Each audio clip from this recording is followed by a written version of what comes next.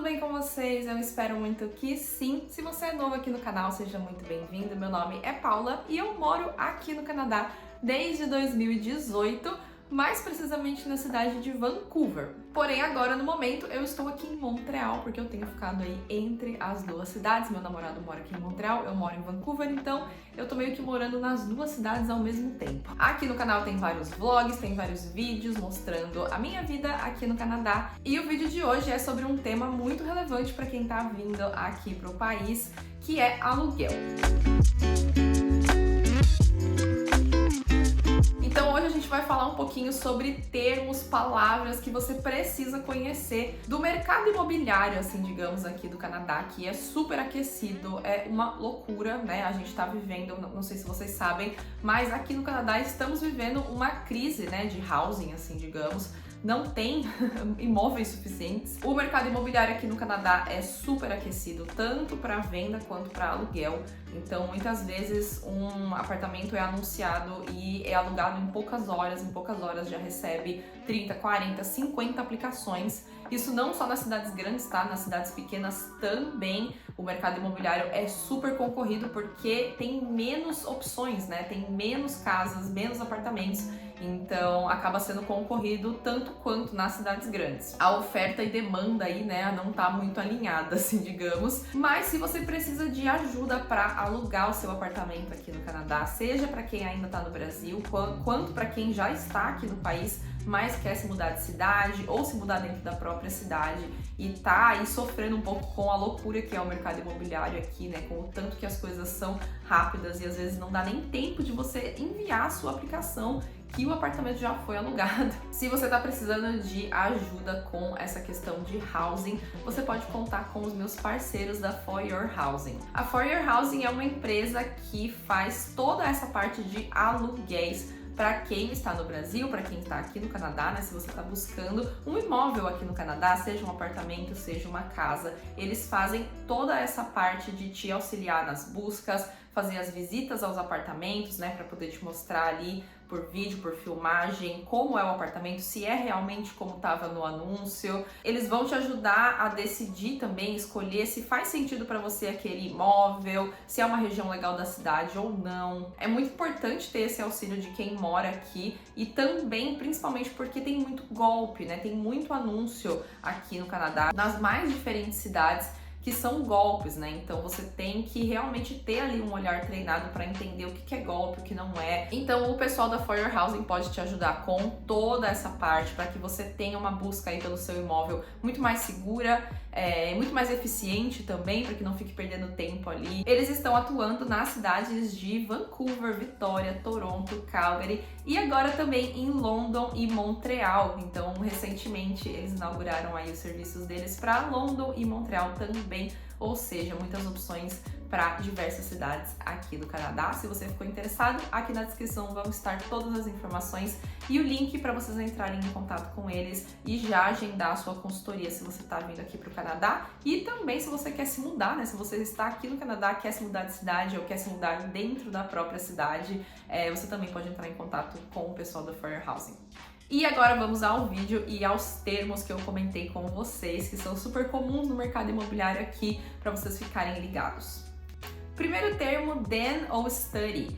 Den é um quartinho, essa é a definição assim mais fácil, o jeito mais fácil de explicar, é um quartinho.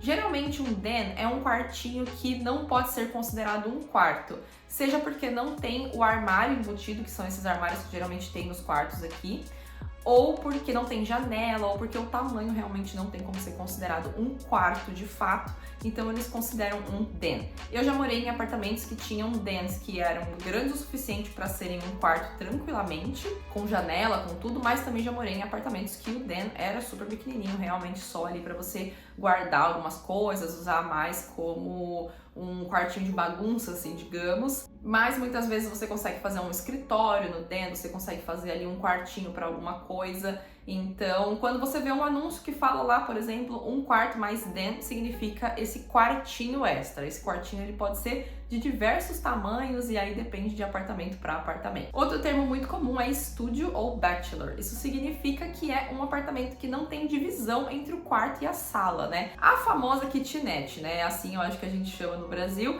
É um apartamento bem pequenininho que vai ter ali o quarto, a sala meio que tudo junto. Só o banheiro que vai ser separado e às vezes a cozinha também vai ter uma separação ali, ou não, ou talvez às vezes é tudo junto, cozinha, sala e quarto. Outro termo muito comum que você vai ver é amenities. E o que significa amenities? Basicamente são as coisas que o prédio oferece, como por exemplo, academia, piscina, sala de jogos. Todas essas coisas são amenities do prédio e aí cada prédio vai ter amenities diferentes. Os prédios mais novos, mais chiques, eles vão ter normalmente mais coisas. Às vezes tem sala de cinema, tem coisas ali, né, um pouco diferentes. E os prédios mais antigos muitas vezes não tem tanta coisa. Às vezes vai ter ali uma academia, alguma coisa do tipo. Próximo termo bem comum que você vai ver nos anúncios de aluguel por aqui são appliances. E appliances são os seus eletrodomésticos, né? São as coisas de cozinha, ou seja, fogão, geladeira. Aqui no Canadá é muito comum, né, que essas coisas elas já vêm com um apartamento, né? Então, geralmente você aluga um apartamento e neste apartamento já vai ter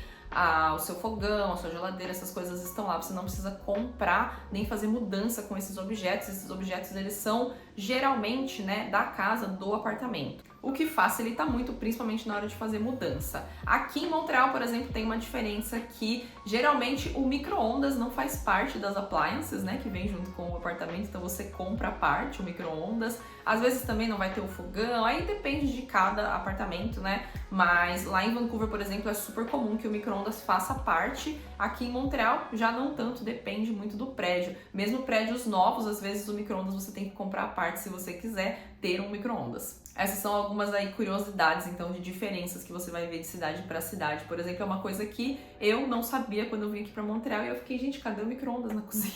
Próximo termo muito comum, utilities. Utilities nada mais, nada menos do que as contas, né? A conta de água, a conta de luz, a conta de gás.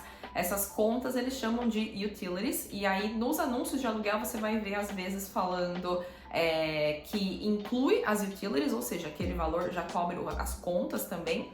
Ou eles vão falar plus utilities, né? Ou seja, o valor mais utilities. E aí vai variar muito de apartamento para apartamento, de casa para casa. Aí depende também do tipo de aquecimento que cada lugar usa. Então, por exemplo, quando eu morava em casa, a minha conta de energia elétrica durante o inverno às vezes vinha $300, porque você estava usando ali o aquecimento elétrico, não tinha muito o que fazer, uma casa, né? Você tinha que aquecer a casa inteira e vinha super caro.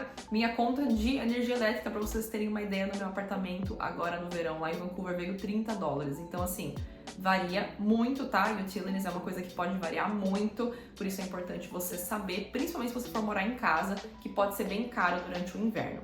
Esse é um termo que vocês vão ver às vezes que é storage ou locker, né? Então, em prédios, geralmente essa informação ela vai estar junto com a informação de estacionamento, então vai falar lá que tem uma vaga de parking, né? Uma vaga de estacionamento, mais locker ou storage. Significa que você vai ter um espaço ali, né, na garagem do prédio para guardar coisas. Muitas vezes aqui a gente precisa de espaço para guardar, por exemplo, equipamentos de esporte, de inverno, coisa de esqui, coisa de acampamento. E os apartamentos mais novos, principalmente que são pequenos, você não tem onde colocar, né? Então, quando tem um storage no prédio, ajuda bastante. Às vezes está incluso no valor do aluguel, às vezes, se você quiser usar, você vai ter que pagar a parte. Mesma coisa com garagem, tá? Garagem, dependendo do prédio, pode estar incluso ou não. Geralmente, nos centros das cidades, você tem que pagar a parte, o parking. Em Vancouver, por exemplo, o estacionamento ali, a parte no centro da cidade, uns $200 por mês, mais ou menos. Esse é um termo que você não vai ver tanto, mas às vezes você vai ver, que é concierge. Concierge é o porteiro, né? Significa que tem alguém trabalhando ali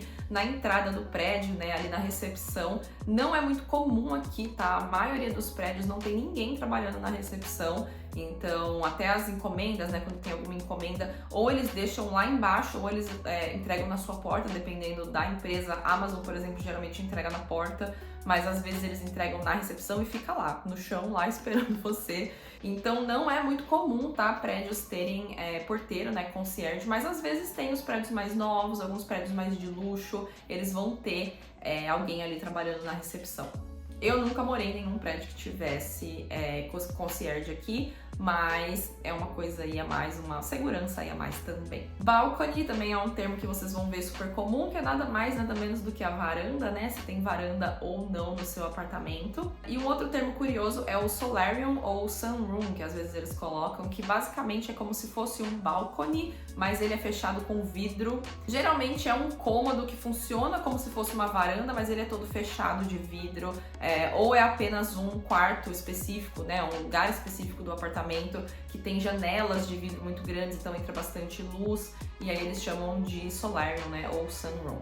Esse é um termo muito importante para você prestar atenção, que é o in-suite laundry ou laundry in suite, que significa basicamente que você vai ter máquina de lavar e máquina de secar roupa dentro do seu apartamento. Não é comum nos prédios antigos ter máquina de lavar, máquina de secar dentro do apartamento. O mais comum nos prédios antigos é ter uma lavanderia compartilhada, né, do prédio todo ali, junto com as amenities, né, do prédio, vai ter a lavanderia compartilhada. Muita gente não gosta dessa ideia de compartilhar a máquina de lavar, né, então é importante você saber dessa informação para buscar isso na hora que você estiver vendo os anúncios, se tem, né, laundry dentro do apartamento, né, in suite ou não. Alguns outros termos interessantes para vocês saberem é mais relacionado ao aluguel de casas e não de apartamento.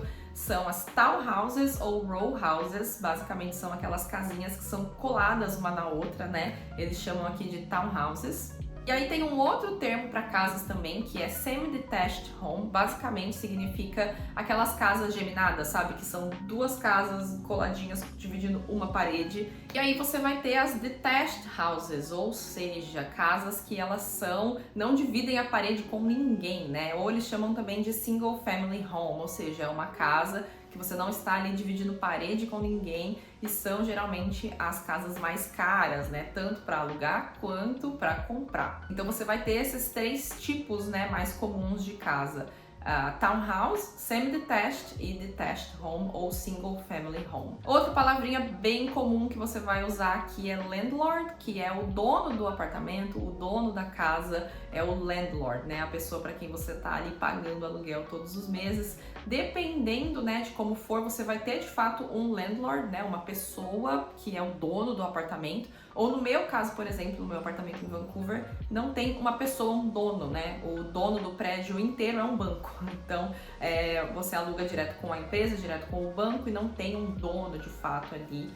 A pessoa que está alugando é o tenant e o dono é o landlord, né? É importante vocês saberem esses termos em inglês também. Outros dois termos bem básicos, mas importantes para vocês saberem, furnished e unfurnished. Ou seja, com móveis ou sem móveis. Não é tão comum aqui no Canadá aluguéis serem furnished, né? Ou seja, terem ali os móveis já no apartamento. O outro termo que vocês vão ver às vezes é strata, e basicamente esse termo significa que aquele condomínio, aquelas casas, aquele condomínio tem uma administradora, assim digamos, que vai ter as suas próprias regras. Então, por exemplo, a casa que eu morava, né, a townhouse que eu morava, fazia parte de uma strata, ou seja, tinham ali as regras, né, daquele condomínio. E aí são várias regrinhas, como por exemplo, não podia colocar pisca-pisca se não fosse em época de Natal, né, de festas. Não podia colocar decorações na porta da casa que não fosse aquelas guirlandas, sabe? Que às vezes você coloca também na época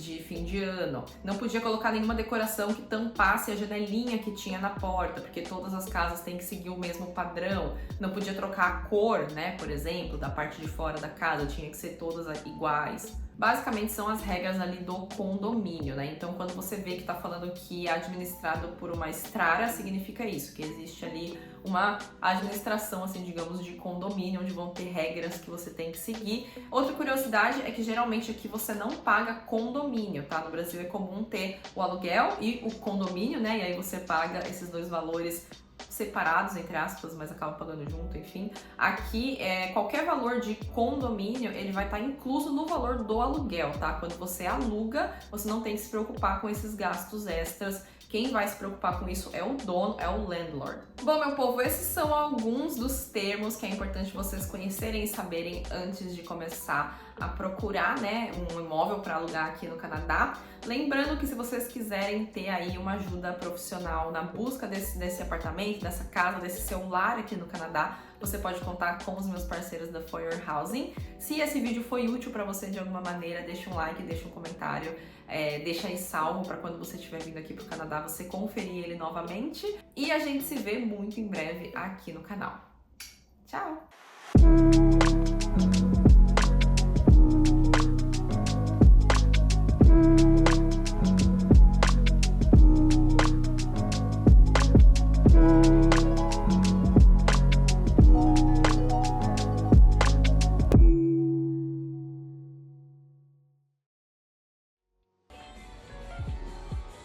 Sim, é uma pelúcia de Pumpkin Spice Latte. Ele acende também, ó, fica bem bonito. É um jogo de cama, de Halloween, de cachorrinho. Mas estamos aí na esperança do outro. Começamos a pensar nas possibilidades. E aí, no fim dos contos, a gente mudou todos os planos. Tipo assim, já até reservamos, pra vocês terem uma ideia. Mudamos todos os planos e aí, pro meu aniversário e dele, né, a gente vai fazer uma viagem